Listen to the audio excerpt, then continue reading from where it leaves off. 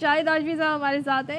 खैर मैं ऐसे ही मजाक कर रही थी, किसी टीम को हल्का न ले, ये खास तौर पे जब सामने टीम पाकिस्तान हो तो ये शाहिद हाशमी हमारे साथ जब मौजूद है। न्यूजीलैंड की A-B-C-D टीम जब खेलने आई थी, जो कहा जा रहा था। शाहिद साहब थैंक यू सो मच। तो जरा बता दें बाबर की प्रेस कॉन्फ्रेंस से आपने क्या खास बात पिक की है जो बता रहे थे और जो सारी रिलेटेड हो वर्ल्ड कप T20 से? कल बाबर आजम की प्रेस कॉन्फ्रेंस बहुत अच्छी लगी, बड़े पूरे एतमाद नजर आ रहे हैं बाबर।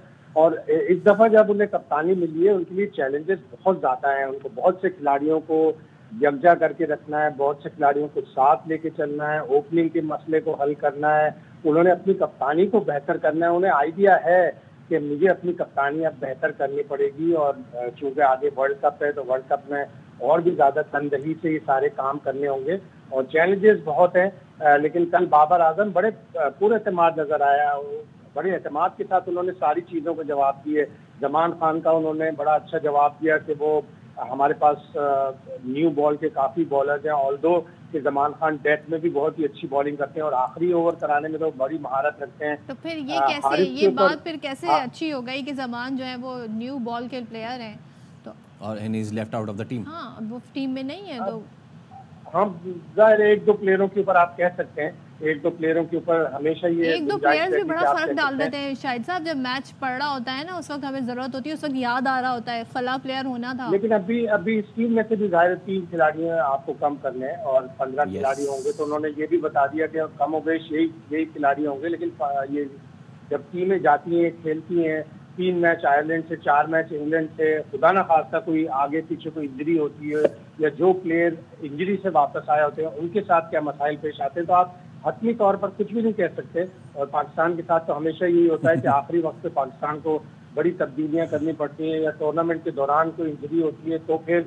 रिजर्व में से प्लेयर लेना पड़ता है। तो है, लेकिन कल मुझे काफी पूरे एतमाद नजर आया बाबर आजम। और अब उनके साथ गैरी कर्स्टन भी होंगे। अब सिर्फ बाबर आजम के फैसले नहीं होंगे या सिर्फ और टीम मैनेजमेंट के लोगों के फैसले, गैरी कर्स्टन के फैसले ज्यादा अहम होंगे, इसलिए कि वो डिसाइड हो जाएंगे ओपनिंग पेयर जोड़ी अगर इतने मजबूत फैसले हो रहे हैं। गैरी कर्स्टन ने अगर कुछ कह दिया, जो उनसे सवाल भी हुआ कि अगर गैरी ने जैसे इंडिया में जब वो आए थे उन्होंने टेकअप किया था, बड़े इशूज़ थे भाई वहाँ पे और वो तो बड़े ही जिन प्लेयर्स थे जिनके उन्होंने नाम लिए थे, तो ऐसा आपको लगता है जैसे बाबर ने बड़े प्यार से कहा कि ये टीम मेरी नहीं है, ये तो पाकिस्तान की टीम है, पाकिस्तान के लिए जो करना पड़ा करूँगा, करेंगे?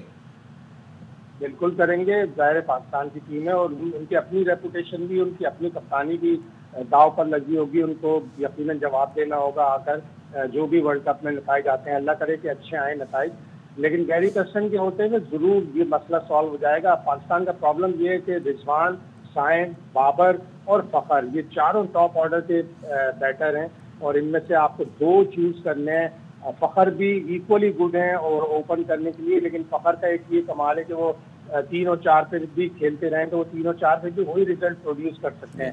तो जो भी चीज़ पाकिस्तान के हक में बेहतर होगी वो करना पड़ेगी। मुझे लग रहा है कि बाबर आजम और साइम अयूब भी ओपन करेंगे और गैरी कर्स्टन भी इसी के हाथ में होंगे। तो शाहिद साहब अब जिस तरह की गेम हो गई है, अब बड़ी फास्ट खेली जाती है और ये नहीं वनडे की तरह T20 को बिल्कुल भी नहीं खेला जा सकता।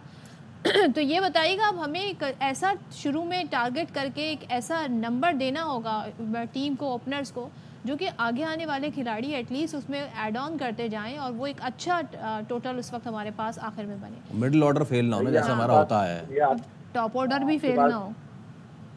आपके पास हेड कोच भी होगा, असिस्टेंट कोच भी होगा और नई इक्विपमेंट भी लेकर दे दी है चेयरमैन पीसीबी ने। तो अब सारी चीजें हमारी टीम टाइम लेती है ना बाबर, शायद साहब टाइम लेती है शुरू में रन्स बनाने में। हम बस आराम से स्कोर करते हैं, हमें विकेट बचाने की बड़ी फिक्र होती है, डिफेंसिव खेलते हैं। नहीं, अब ये सारी चीजें देखनी पड़ेंगी और इन मैचों में सबसे बेहतरीन मौका है आपके पास। आयरलैंड और इंग्लैंड के मैचों में बेहतरीन मौका होगा कि अपनी सेट टोन अपनी सेट कर दें, इसलिए कि अब टीमें जिस तरह दूसरी टीमें खेल रही हैं 200-200 रन तो बनाना बहुत ही आम बात होगी। और उस दिन मैं आपको बता रहा था कि पाकिस्तान ने सिर्फ 11 दफा 200 रन प्लस बनाए टोटल T20 क्रिकेट में। और उसकी वजह ये होती है कि पाकिस्तान की बॉलिंग अच्छी है। पाकिस्तान की बॉलिंग अगर हम 180-190 करते हैं तो 180-190 पे आउट करने की सलाहियत रखती है, लेकिन बार बार आप बॉलिंग पर वो एतमाद नहीं कर सकते। इसलिए बेहतर होगा इसके पहले जो जब आपकी बारी आए तो आपकी थोड़ी बहुत ओपनिंग में आप तब्दील कर सकते हैं। दूसरी जब आपकी बारी आए तो आपको जाहिर चेस करना है, उसमें आप तब्दीली कर सकते हैं। ये सारी चीजें गैरी कर्स्टन आकर देखेंगे